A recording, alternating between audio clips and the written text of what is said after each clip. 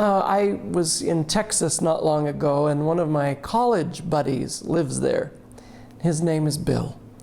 And Bill and I have kept in touch over 30 years, since Bible college days. And Bill has gone on to achieve success in the business world, and God has blessed him with multiple resources.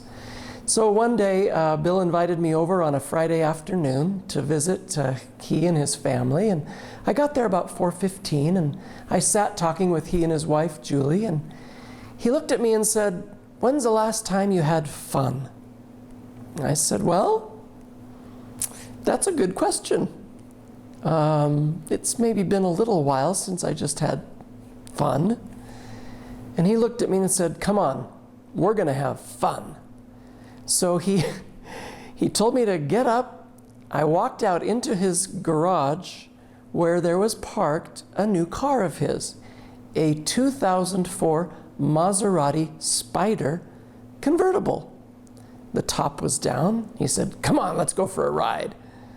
So he got in this little custom sports car, and we drove very fast.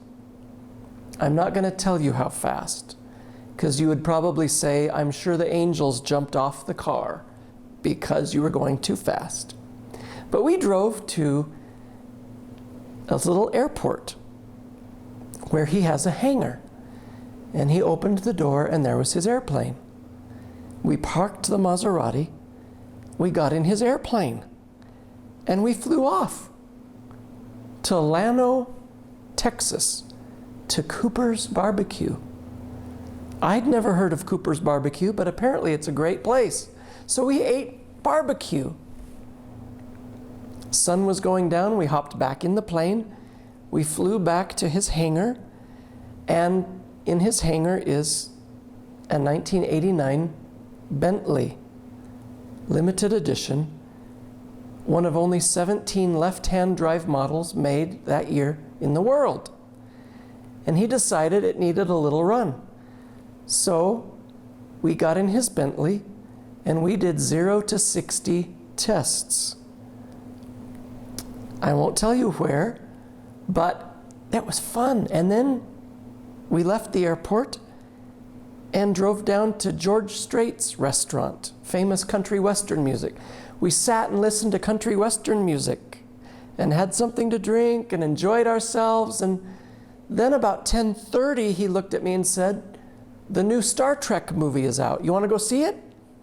And I looked at him and I said, "Right now?" "Yeah, it starts at 11:10 at the Palladium Theater down in San Antonio." Well, we took the Bentley back, got back in the convertible Maserati, and drove with the top down to the Palladium Theater for the 11:10 showing of Star Trek. I got in bed at 2 a.m. after 10 hours of unadulterated fun. It had been a long time since I had had that much fun packed into so few hours. I say all that to say to you today, when's the last time you had a break? That you had a rest? Exodus chapter 20 is the 10 Commandments.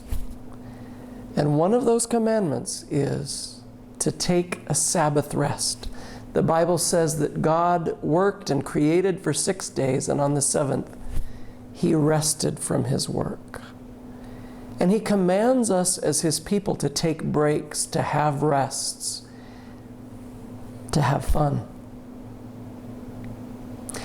Jesus said in Matthew 11, "Come to me, you who are weary and burdened, and I will give you rest.